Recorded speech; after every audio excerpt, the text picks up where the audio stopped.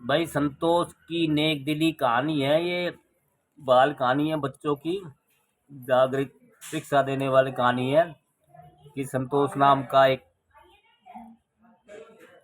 खिलौने बेचने वाला था जो गांव गांव घर पे अपने साइकिल पे खिलौने बेचता था।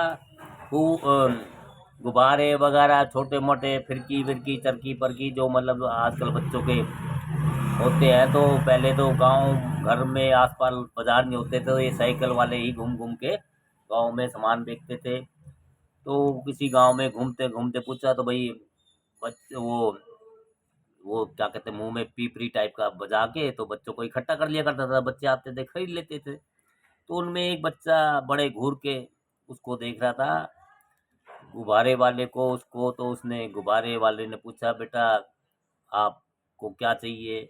तो कहा मुझे हरे रंग का गुब्बारा चाहिए।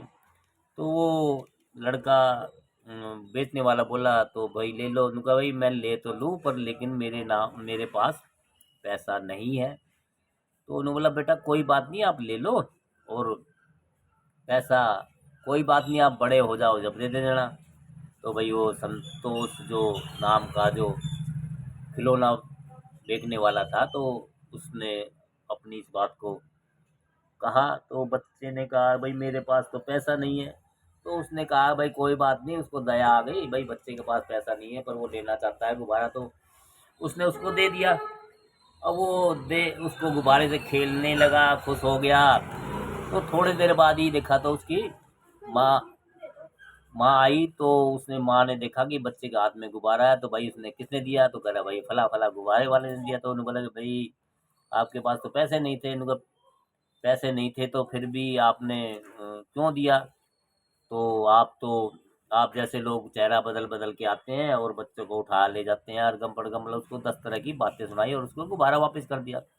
वो गांव घर आया अपने भैया गुब्बारे बेचने वाला, खिलौने बेचने वाला, वो रात भर सोया नहीं और उसको बेचैनी हो गई भाई ये उसने उस महिला ने क्या कह दिया कि भाई मैंने तो नेक दिली से मतलब उस बच्चे को गुब्बारा दे दिया था कि भाई वो बच्चे के पास पैसा नहीं था, खेल लेगा।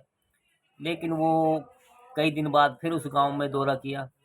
तो साइकिल से जा रहा था घने जंगल में से, क्योंकि वो गांव के बीच में जंगल पड़ते हैं। उन जंगल को रास्ता पार करते हुए उसने देखा था कि कहीं दूर से किसी बच्चे की रोने की आवाज़ आ रही है। तो जिस तरफ बच्चे की रोने की आवाज़ आ रही थी वो उस तरफ ही गया। उसने देखा था वो बच्चा रो रहा, लेकिन वही बच्चा जिसको उसने गुब्बारा दिया था उसकी मम्मी ने छीन लिया था। तो उसको बड़ा असर हुआ, उसने उसको बहलाया फुसलाया। तो उसने उससे बात की तो भाई वो बेचारा बोल भी नहीं पा रहा था ढंग से और डर के मारे सहमा हुआ था। तो उसने बहला फुसला के उसको साइकिल बैठाया, फिर उसको उस गांव में ले गया।